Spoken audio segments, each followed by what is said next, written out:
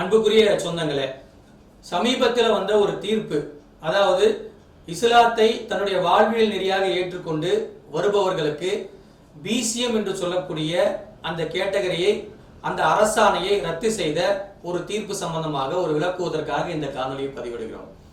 நமக்கெல்லாம் தெரியும், தமிழ்நாட்டில் 69% இடஒதுக்கீடு இருக்கின்றது. இதுல குறிப்பா பிற்படுத்தப்பட்ட சமூக மக்களுக்கு 30% இடஒதுக்கீடு இருக்கின்றது.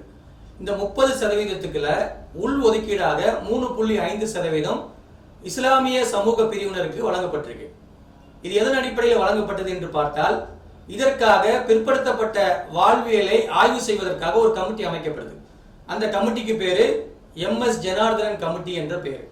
அவருடைய முழுமையான ஒரு தகவலின் அடிப்படையில், அவர் பிற்படுத்தப்பட்ட சமூகங்களை அவர் ஆய்வு செய்ததன் அடிப்படையில் முஸ்லீம் சமூகத்தை மட்டும் ஒரு 7 கேட்டகரியா அவர் பிரிக்கிறார். அந்த கேட்டகரி என்னன்னு பாத்தீங்கன்னா, 1 லப்பை. இந்த லப்பைன்னு சொல்லும் போது அதுல ராவுத்தரும் வராங்க, மரைக்காயரும் வராங்க. 2வது தக்கனி, 3வது துதிக்குலா, 4வது ஷேக், 5வது செய்யது, 6வது அன்சர், 7வது மாப்பிள்ளா என்று சொல்லக்கூடிய இந்த 7 பிரிவினரை இந்த கேட்டகரிக்குள்ள கொண்டு வந்து இவர்களுக்கு 3.5% இடஒதுக்கீடு கொடுக்கப்பட்டு BCM என்கின்ற அந்த பேக்வர்ட் கிளாஸஸ் ஆஃப் முஸ்லீம் என்று இவர்களை வகைப்படுத்தப்படுறாங்க. ஒரு விஷயத்தை புரிஞ்சுக்கணும், இந்த இடஒதுக்கீடு என்பது மத ரீதியாக கொடுக்கப்பட்டது அல்ல. இது சமூக ரீதியாக முழுமையாக ஆய்வு செய்யப்பட்டு கொடுக்கப்பட்ட ஒரு இடஒதுக்கீடு. ஏற்கனவே இருக்கக்கூடிய முஸ்லீம்கள் இந்த கேட்டகரிக்குள்ள வந்துருவாங்க. புதிதாக இஸ்லாத்தை தழுவி வரக்கூடியவர்கள் அவர்கள் எந்த பிரிவின் அடிப்படையில் வருவாங்க என்பதைத்தான் சமூகம் பல காலமாக தமிழக அரசிடம் கோரிக்கையாக வைத்து, அதற்கான முழுமையான விளக்கங்களை கொடுத்து, வேண்டுகோளை வைத்து வரக்கூடியவர்களை இந்த 7 கேட்டகரிக்குள்ள அவர்களை கொண்டு வர வேண்டும் என்று சொல்லித்தான் இந்த BCM கேட்டகரியை முழுமையாக கொடுக்கப்பட்டது. இந்த விஷயத்தை தான் சமீபத்தில் ரத்து செய்திருக்கின்றார்கள். இப்போ நாம் என்ன கேட்கிறோம்னா, இந்த அரசாணையை பொறுத்த வரைக்கும் தமிழக அரசுக்கு சில உரிமைகள் இருக்கு.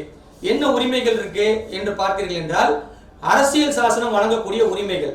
எப்படி நம்ம அரசியல் சாசனம் வழங்கக்கூடிய உரிமையாக ஆர்டிகல் 25 என்ன சொல்லுதுன்னா, ஒரு தனிநபர் தான் விரும்பக்கூடிய மதத்தை ஏற்றுக்கொள்ளலாம், அந்த மதத்தை அவர் பின்பற்றலாம் என்று சொல்லுது. அதே போல மாநில அரசுகளுக்கு சில உரிமைகளை கொடுக்குது. என்ன உரிமைன்னு பாத்தீங்கன்னா, அரசியலமைப்பு சட்ட பிரிவு 15(4) என்ன சொல்லுதுன்னா, கல்வியில பின்தங்கி இருக்கக்கூடிய அந்த சமூக மக்களை நீங்க தேர்ந்தெடுத்து அவர்களுக்கு சிறப்பு சலுகை வழங்கும் வண்ணமாக நீங்க இடஒதுக்கீடு கொடுக்கலாம் என்று 15(4) என்ற அந்த பிரிவு வந்து சொல்லுது.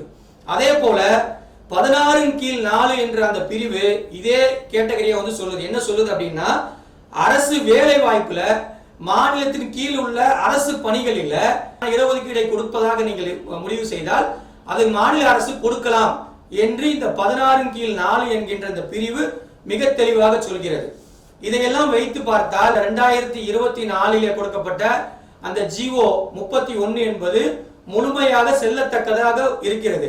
ஏனென்றால் தமிழக அரசு நாம அந்த இஸ்லாமிய சமூகத்தினுடைய அந்த 7 பிரிவுல புதிதாக வரக்கூடியவர்களும் இணைக்க வேண்டும் என்று சமூகத்திலிருந்து வந்த கோரிக்கையின் அடிப்படையில தான் அதை வந்து தமிழக அரசு அரசாணையாக வெளியிட்டு அதை பின்பற்றவும் பட்டு கொண்டிருக்கின்றது. ஆகவே இந்த அரசாணையை ஏன் நீதிமன்றம் ரத்து செய்ய வேண்டும் என்கின்ற அந்த கேள்வி சமூகத்திலே மிகப்பெரிய ஒரு கொந்தளிப்பை வந்து ஏற்படுத்தியிருக்கிறது. அதோடு சேர்த்து அந்த வழக்கு விசாரணையில நீதிபதி GR சுவாமிநாதன் அவர்கள், நீங்கள் முஸ்லீமாக மதம் மாறினால் நீங்கள் முஸ்லீம் என்ற கேட்டகரியை மட்டும் இருக்க முடியும், நீங்கள் வந்து அந்த சப் கேட்டகரிக்குள்ள போக முடியாது என்று சொல்லியிருக்கின்றார். இப்ப நாம என்ன கேட்கிறோம்னா, முஸ்லீம் என்ற கேட்டகரி என்ற ஒன்று வந்து இந்த இடஒதுக்கீடு கேட்டகரியில இல்லை. முஸ்லீம் அதோடு சேர்ந்த சப் கேட்டகரி லப்பை என்று போடுவார்கள், அல்லது முஸ்லீம் சப் கேட்டகரி அன்சர் என்று போடுவார்கள், அல்லது முஸ்லீம் சப் கேட்டகரி ராவுத்தர் என்று போடுவார்கள். இது மாதிரி தான் இருக்கு. முஸ்லீம் என்ற ஒரு கேட்டகரி இல்லை. இதே போன்றுதான் இந்து சகோதரர்களுக்கும் இந்து நாடார், இந்து தலித் என்றுதான் வரும். ஆகவே முஸ்லீம் என்ற ஒரு கேட்டகரி இல்லாத பொழுது புதிதாக இஸ்லாத்தை தழுவி வரக்கூடிய மக்கள் அவர்களும் கல்வியிலும் வேலை வாய்ப்பிலும் இடஒதுக்கீட்டை பயன்படக்கூடிய வகையிலே தான் இந்த BCM கேட்டகரி அமையப்பட்டிருக்கின்றது.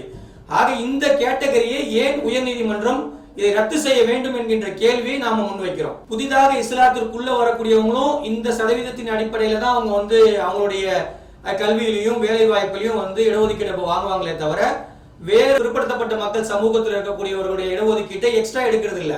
இது இந்த 3.5% இந்த சமூகம் கேட்கிறது என்ற போது மற்றவர்களுடைய இடஒதுக்கீட்டை பாதிக்காத வண்ணம் இருக்கக்கூடிய இந்த அரசாணை ஏன் உயர்நீதிமன்றம் இதை ரத்து செய்ய வேண்டும் என்கின்ற கேள்வியை நாம முன்வைக்கிறோம். ஆகவே தமிழக அரசு இந்த தீர்ப்பை எதிர்த்து மேல்முறையீடு செய்ய வேண்டும். லார்ஜர் பெஞ்சுக்கு மேல்முறையீடு செய்து இதற்கான நீதியை பெற்றுத்தர வேண்டிய கடமை தமிழக அரசுக்கும் சிறுபான்மை நல ஆணையத்திற்கும் சட்டத்துறைக்கும் உள்ளது.